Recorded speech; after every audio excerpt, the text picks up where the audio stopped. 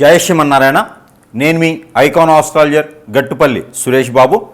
మనకి 2026 సంవత్సరం ఫిబ్రవరి 23వ తారీఖు ఏంటనుకుంటున్నారా? మారేటువంటి గ్రహాలండి. ఇవి ఏ గ్రహమో తెలుసా అండి? కుజగ్రహం. ఈ కుజగ్రహం రాహుతో కలయికతో, అలానే కుంభరాశిలో రాహుతో కలయికతో రాబోతుంది.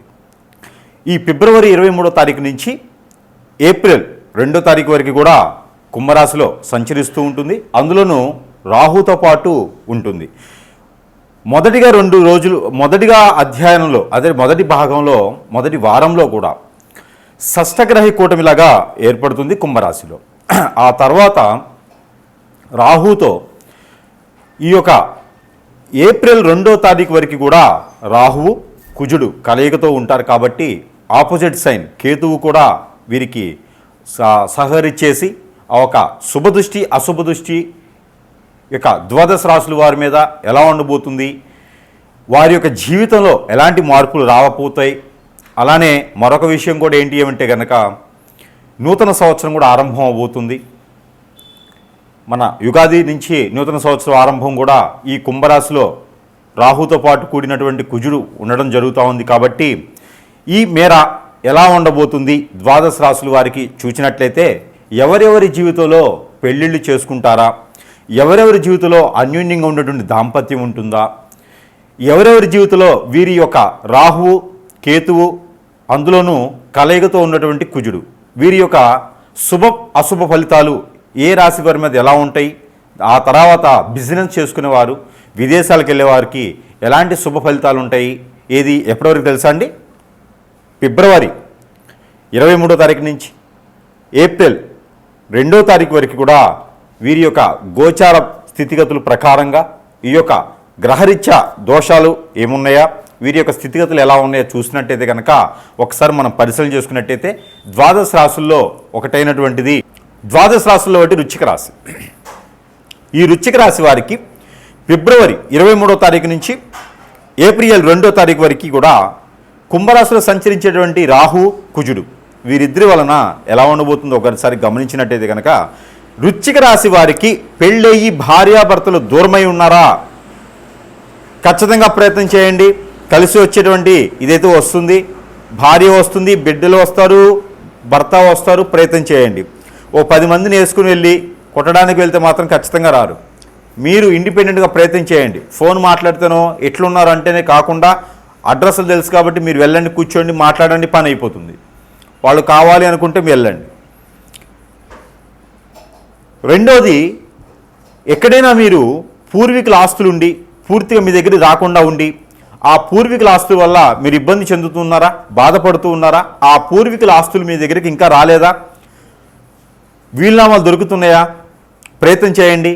ఏప్రిల్ 2వ తారీఖు లోపున ఆ పూర్వీకుల ఆస్తులు కానీ, కోర్టులో ఉన్నటువంటి వ్యవహారాలు కానీ, భార్యాభర్తల మధ్య ఉన్నటువంటి వెడబాటు భారం కానీ, కోర్టు వరకు వెళ్ళినటువంటి విషయాలు కానీ ప్రతి ఒక్కటి కూడా మీకు సానుకూల పడేటువంటి యోచన కనిపిస్తుంది. కనపట్టి మీరు ప్రయత్నం చేయవచ్చు.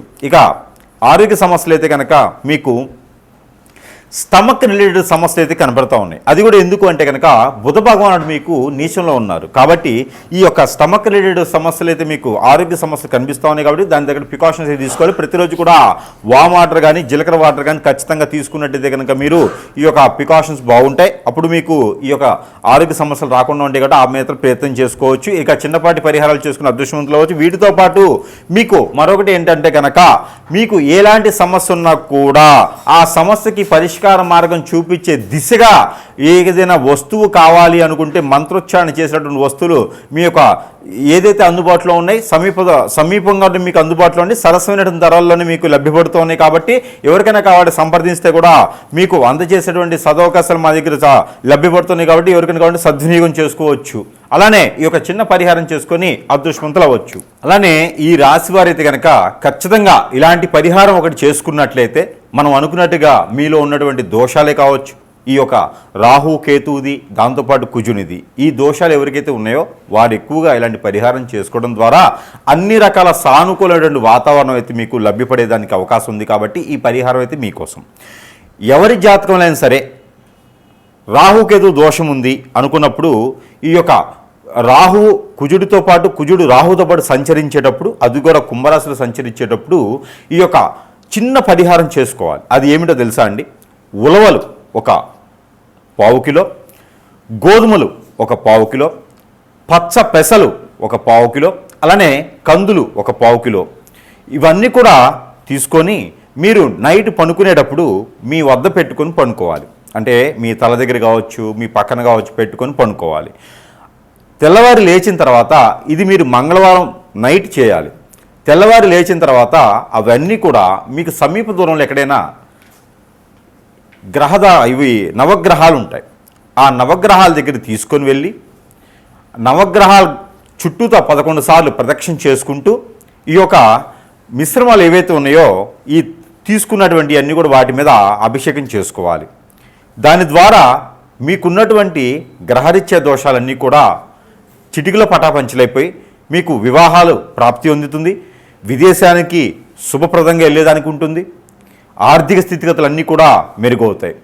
అలానే మరొక పరిహారం, పెసర గుగ్గిళ్ళు ఉంటాయి, పెసలు ఉంటాయి కదా, అవి గుడాలు వండాలి. ఆ పెసలు గుడాలుగా వండి ఒక కిలో సుమారుగా వండి దాంట్లో కొబ్బరి పౌడర్ ఉంటుంది, ఎండు కొబ్బరి పౌడర్ ఉంటుంది. ఆ పౌడర్ని కలిపేసి దాంట్లో బెల్లం లేదా షుగర్ కలపాలి.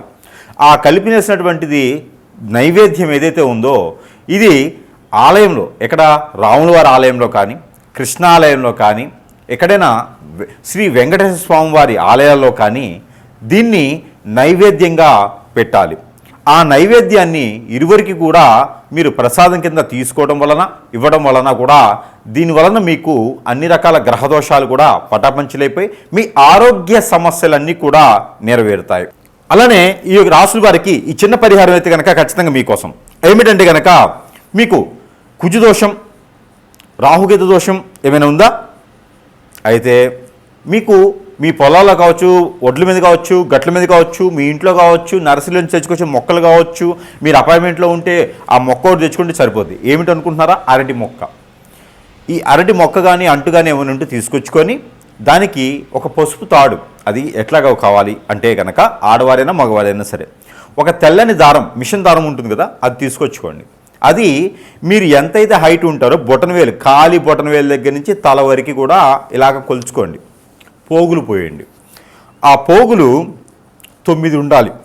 9 పోగులు పోసి దానికి పసుపు, గంధం, కుంకుమ రాయండి. రాసిన తర్వాత ఆ దారానికి 7 ముళ్ళు వేయండి. 7 ముళ్ళు వేసిన తర్వాత దానికి ఒక పసుపు కొమ్ము కట్టండి. దానికి ఒక తమలపాకు కట్టండి.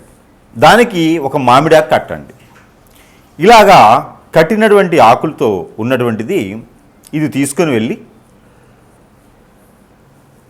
ఆ ఒక గురువారం రోజు కానీ మంగళవారం రోజు కానీ చేయాలి. ఇది ఎప్పుడు?